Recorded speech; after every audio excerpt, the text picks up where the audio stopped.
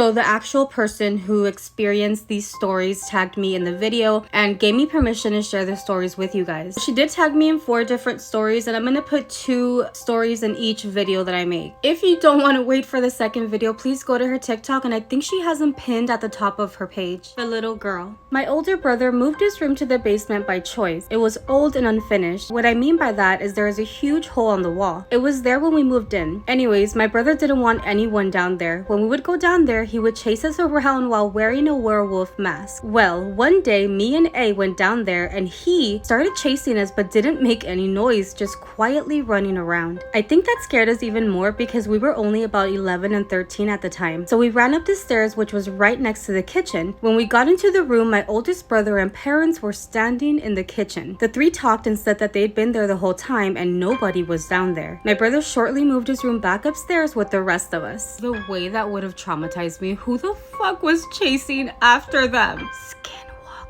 When I was about 14 or 15, I would climb out of my 2nd story window just to sit on the roof and relax, which I would usually do alone, until I started seeing something in the backyard on all 4s. It was a dark black body and the face looked like a clown, but it was just white makeup, nothing else. But when it crawled around, it looked as if its bones had to be broken the way they were bending. Oh, I scared myself to the point I just stopped going out there until my sister, who had gone out on the roof before, asked if I would go with her and her friend. I said yes, but after maybe an hour, I saw it. I wanted to know if it was just me, so I asked them if they had ever seen anything while on the roof. When my sister looked back at me, she says, "You see it too?" Her friend sitting with us thought we were joking. She said that she saw nothing, that nothing was there. So we started describing it to each other. Our descriptions matched perfectly. We went inside shortly after that. The next morning, we told our mom. She didn't really believe us. Honestly, I think it was maybe 6 months to a year later that my mom was taking the dog out in the early morning. So it was still pretty dark. She said our dog barked at something when she looked over and saw the thing we had described. So in the moment, I knew she believed us. How might I know that? Well, because she was terrified and she only has one good eye. My best guess on what it was that we were seeing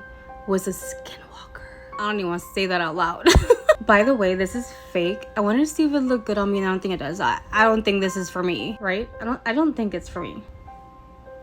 Let me know in the comments.